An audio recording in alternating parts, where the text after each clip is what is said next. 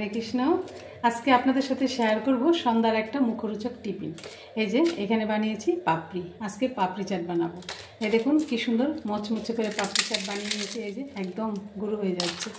আর এর সাথে কি কি আছে, আর এখানে আরেকটা স্পেশাল জিনিস আছে, বোম্বাই লঙ্কা। দেখুন এই বোম্বাই লঙ্কা দিয়ে ঝাল ঝাল করে পাপড়ি চাট, ফুচকা খুব ভালো লাগে খেতে। আর এখানে নিয়েছি টমেটো একটু কুচিয়ে নিয়েছি, এখানে শুকনো খোলা বাদাম ভেজে নিয়েছি, আর এখানে একটা চাটনি বানিয়ে নিয়েছি। আর এখানে গন্ধরাজ লেবু, শসা, গাজর, আর এখানে আছে কাঁচা লঙ্কা, আর এখানে আছে ঝুরি ভাজা, এখানে আছে টক দই, এখানে আছে আলু আর ছোলা সিদ্ধ, এখানে বিট লবণ, আর এখানে স্পেশাল একটা মশলা। এই যে স্পেশাল মশলা করে নিয়েছি। এখন আমি পাপড়ি চাটটাকে সাজিয়ে নিচ্ছি। তার জন্য এখানে একটা প্লেট নিয়ে নিলাম। প্লেটে পাপড়ি দিয়ে দিচ্ছি। এই পাপড়ি চাটটা ছোটো থেকে বড় সবার পছন্দ। এই যে প্রথমে আমি এখানে আলু সিদ্ধ একটু হাত দিয়ে ম্যাশ করে দিয়ে দিচ্ছি। এটা আপনারা চাইলে আলাদা একটু মেখেও নিতে পারেন, কিন্তু এরকমভাবেও খুব ভালো লাগে। আর এর উপরে বিট লবণটা দিচ্ছি, যেহেতু আলুটা, এই জন্য বিট লবণটা ছড়িয়ে দিচ্ছি। আর এখানে দিচ্ছি শসা কুচি, এখানে দিচ্ছি গাজর কুচি।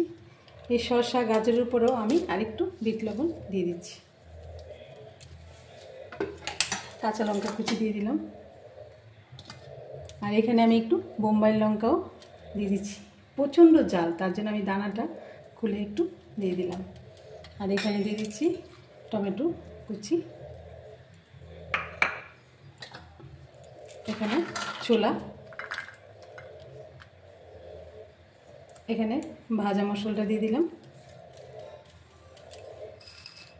এখানে শুকনো বাদাম, শুকনো খোলায় যে ভেজেছিলাম বাদামটাও দিয়ে দিলাম।